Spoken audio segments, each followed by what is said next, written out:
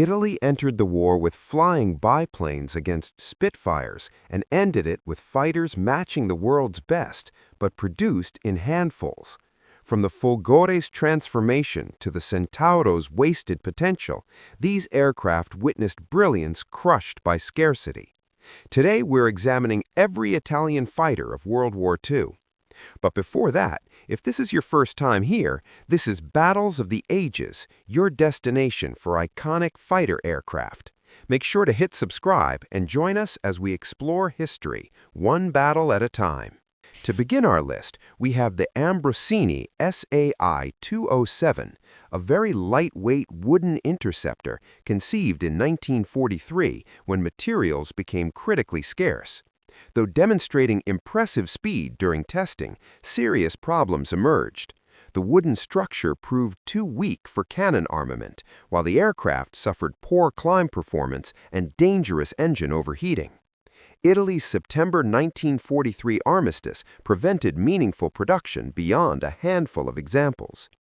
Next up, the Caproni Vizzola F.5 was an early Italian monoplane fighter prototype first flown in 1939. Built in extremely small numbers purely for testing and evaluation purposes, it never progressed beyond the experimental stage as more promising and mature designs received production priority instead. Moving on, the Fiat CR.32 was a highly successful Italian biplane fighter that achieved considerable fame during the Spanish Civil War from 1936 to 1939.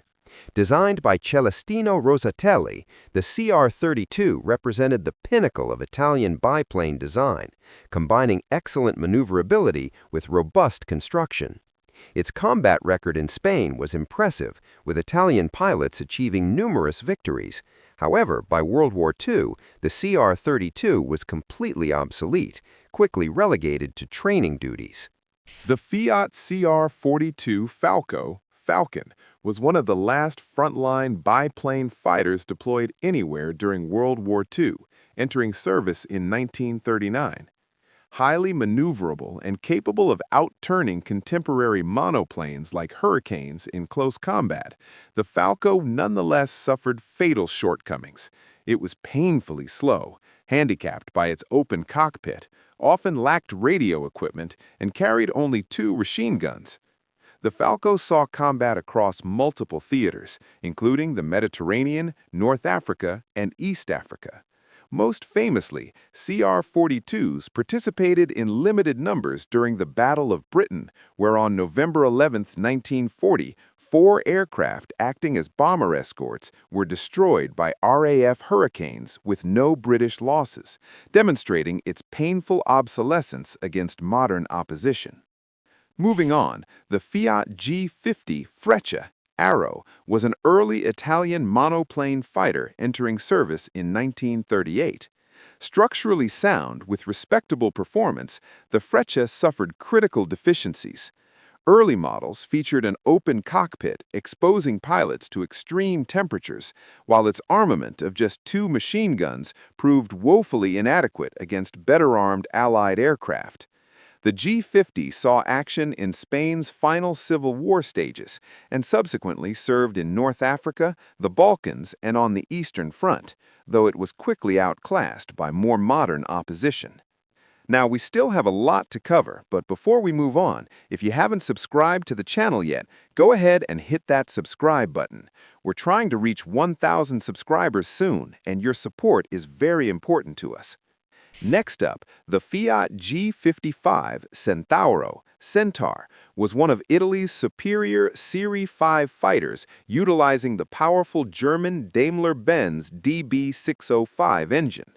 Entering service in 1943, the Centauro offered the best high-altitude performance among Series 5 fighters thanks to its large wing surface area.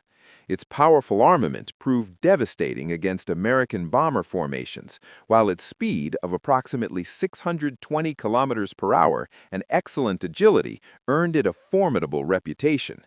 However, it entered production far too late and in insufficient numbers before Italy's September 1943 armistice. After the armistice, both the Italian co-belligerent Air Force and German-backed Aeronautica Nazionale Repubblicana operated limited G.55s. The Fiat G.56 represented an extremely advanced and ambitious refinement of the successful G.55 Centauro, powered by a significantly more powerful German Daimler-Benz DB603 engine that pushed performance to truly exceptional levels.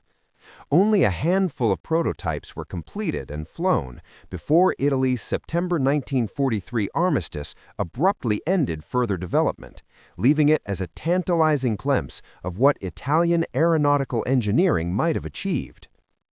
Next, the IMAM Ro.44 was a rare single-seat floatplane fighter adapted from an earlier reconnaissance design, entering extremely limited service in 1940.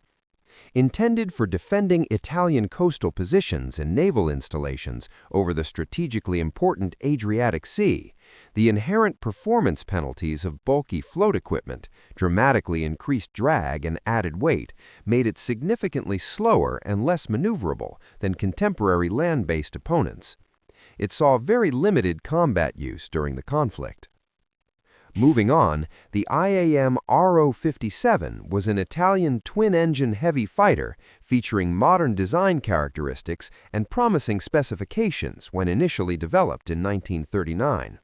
Intended as a fast, long-range interceptor capable of defending Italian airspace and escorting bombers, it suffered severely from Italy's chronic industrial delays, manufacturing bottlenecks, and severely limited production capacity that plagued the entire Italian aviation industry throughout the war. By the time operational examples finally reached frontline combat units in limited numbers, the tactical situation had dramatically changed, and it mostly served in ground attack and fighter bomber duties rather than fulfilling its originally intended high-altitude interceptor role. The aircraft's potential was never fully realized due to these persistent production and developmental challenges that undermined Italian air power. The Macchi C.200 Saetta Lightning was a robust Italian fighter entering service in 1939. Designed by Mario Castoldi, it initially suffered from inadequate engine power and weak armament limited to 2 machine guns.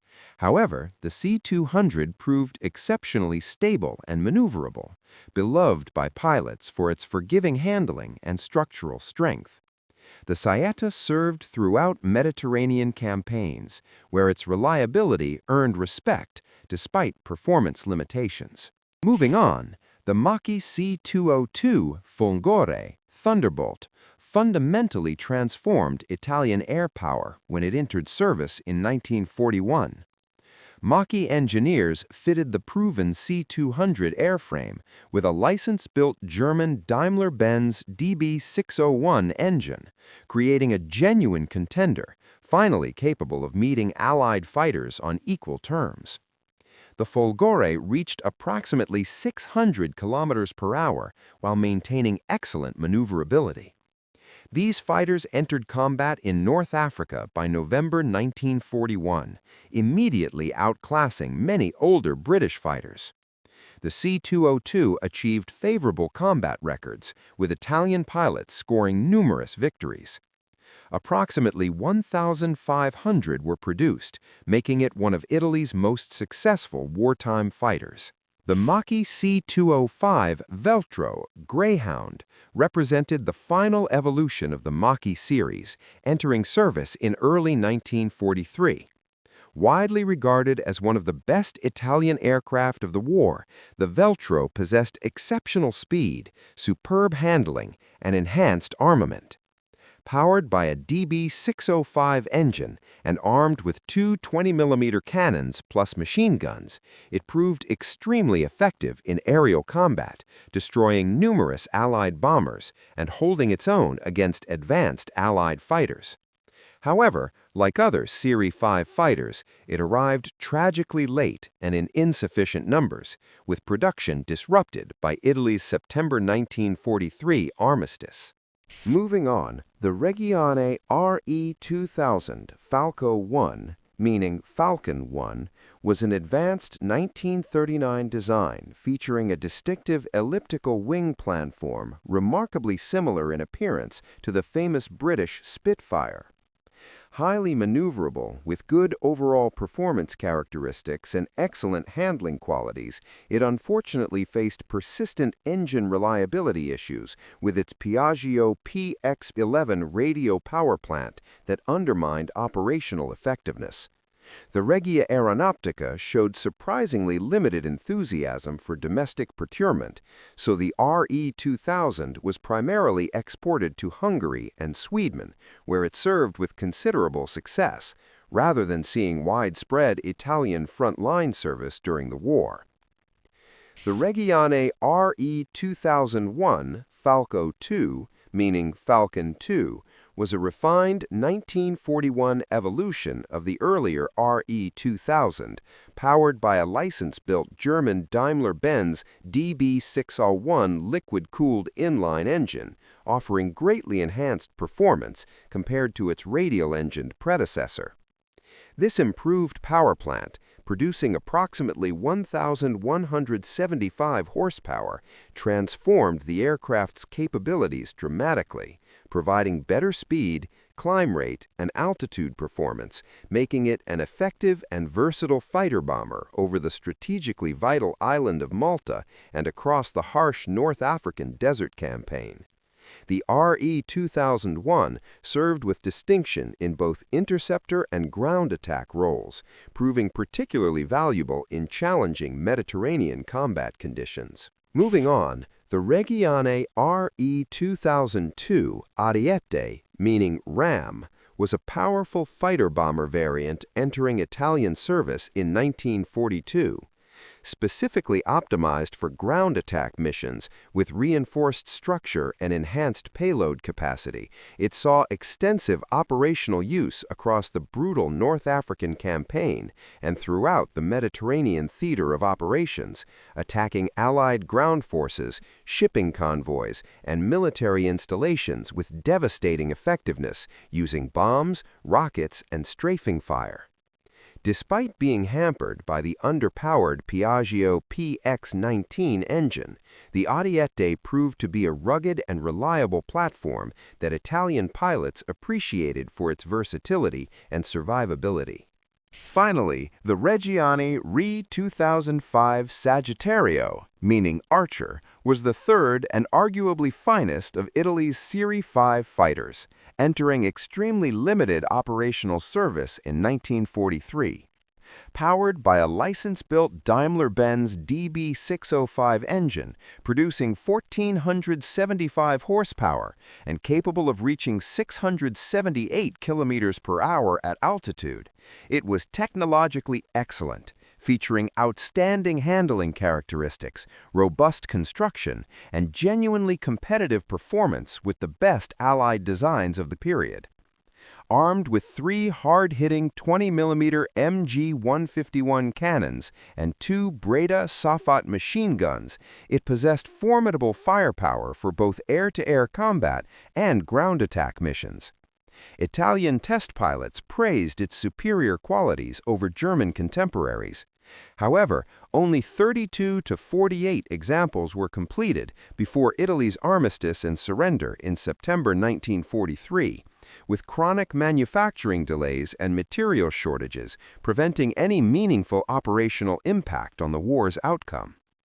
These aircraft, from obsolete biplanes to sophisticated Series 5 fighters matching the world's best designs, tell the story of Italian aviation's tragic struggle against impossible circumstances.